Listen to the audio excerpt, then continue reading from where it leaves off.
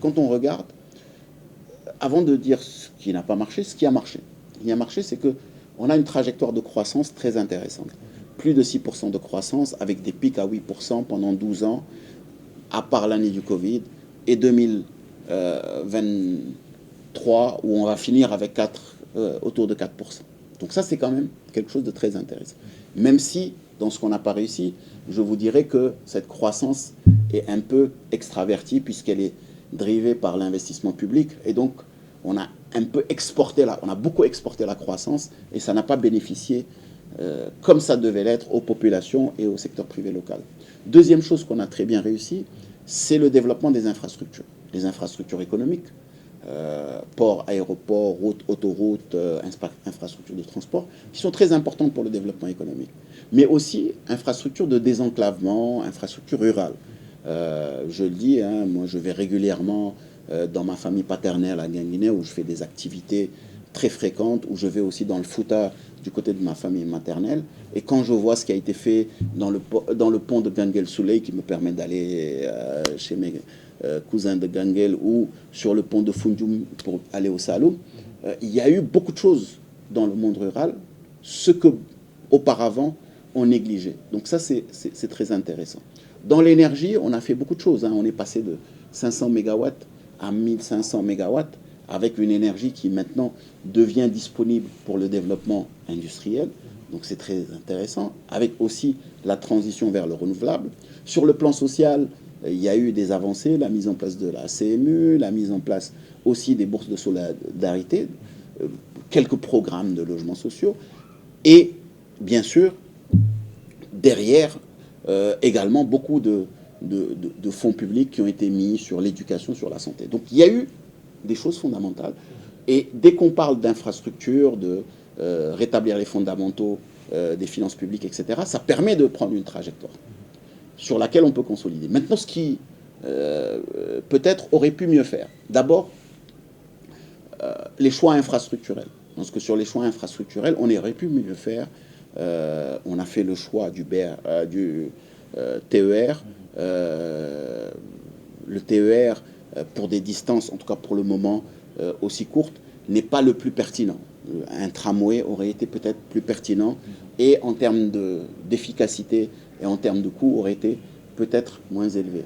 Les infrastructures sportives, c'est très bien qu'on les ait développées, mais on aurait pu faire des choix différents en termes de positionnement. Parce que là, on a un peu dénaturé la nouvelle ville de Diamniadio avec l'autoroute au milieu, les stades sur les côtés.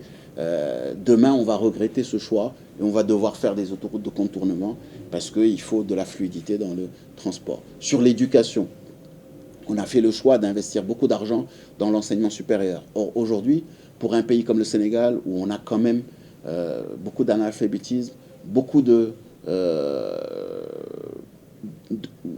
personnes qui sortent de l'école au CM2, en troisième, etc., il aurait fallu beaucoup investir sur l'enseignement professionnel, la formation professionnelle, à des niveaux plus que le supérieur. Parce que le supérieur, aujourd'hui, c'est devenu une usine à chômeurs.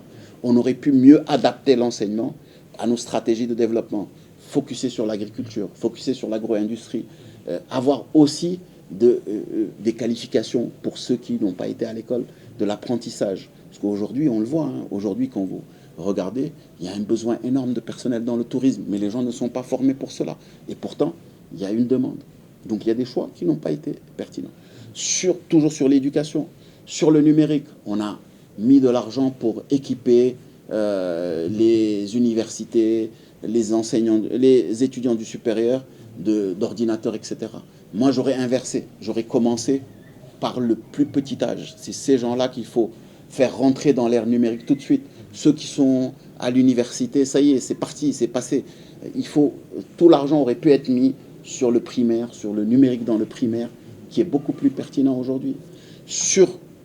Encore sur l'éducation, le fait de vouloir absolument investir dans certaines zones enclavées, dans des classes, dans des écoles, on aurait pu être plus innovant, utiliser des classes scolaires mobiles, équiper des autobus ou des camions de classes scolaires qui seraient mobiles pour désenclaver le monde rural. Pareil pour les questions de maternité. On aurait pu équipés dans la santé, équipés des cliniques, des maternités mobiles qui feraient le tour de certains villages et on permettrait d'avoir plus d'accès.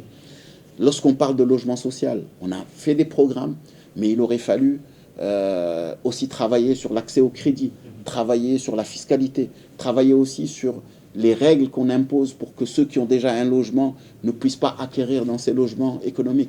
Donc il y a un certain nombre de choix. Après, sur la trajectoire de développement, on doit inverser la tendance pour que la croissance soit une croissance qui soit plus drivée par l'investissement privé. Pour cela, il faut favoriser l'implication dans le privé dans les infrastructures, le stade, l'aéroport, un certain nombre de choses. On aurait pu plus impliquer le privé. Il faut pousser l'initiative privée, aider certaines entreprises à devenir des champions nationaux, les pousser pour que justement la croissance soit plus orientée vers le privé et donc créer beaucoup plus d'emplois. Donc il y a un certain nombre de choses sur lesquelles on a pêché en termes d'action. Et après, là aussi où on a pêché, c'est deux éléments qui sont fondamentaux. C'est la gouvernance. Et la gouvernance publique, on a pêché en termes de choix des personnes. Aujourd'hui, on a tendance à choisir les personnes parce qu'ils sont de l'environnement, du parti au pouvoir. Or, il faut choisir les personnes sur la compétence. Le secteur public doit être une technostructure avec des gens qui ont la compétence de mener les affaires publiques. Après, sur des postes ministériels, on peut être sur de la dynamique politique, mais il faut que certaines fonctions soient des fonctions où on nomme des gens par le mérite. Et pour cela, on tarde à mettre en place l'appel à candidature. Et l'appel à candidature est essentiel si on veut identifier les bonnes personnes au bon poste. Et aussi la séparation des pouvoirs. Aujourd'hui, il faut qu'on acte cette séparation des pouvoirs pour justement qu'on n'ait pas de ressenti qu'il y a une confusion entre l'exécutif ou collusion entre l'exécutif et le judiciaire. Donc ça aussi, on ne l'a pas réussi. Et le dernier point, c'est le fait qu'on ait toujours cette problématique entre le temps de développement et le temps politique. Chaque fois qu'il y a des échéances politiques, on a un très beau plan de développement qui est le plan Sénégal émergent, sur le papier qui est très bien, mais chaque fois qu'il y a des échéances politiques, on a des impératifs qui nous font dévier ou utiliser des ressources à d'autres escients. Et forcément, ça fausse la mise en œuvre du plan de développement. Il faut qu'on dépasse ces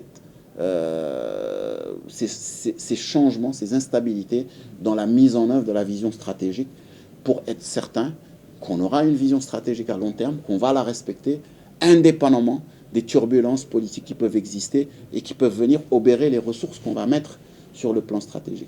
Donc voilà un peu les éléments qui n'ont pas marché et qui sont dans le diagnostic de ce livre et qui me permettent à partir de là de faire une proposition de vision stratégique et de plan de développement pour le Sénégal, que je considère ce Sénégal que nous devons vouloir pour cette jeunesse, que nous devons vouloir pour nos enfants et pour nos petits-enfants.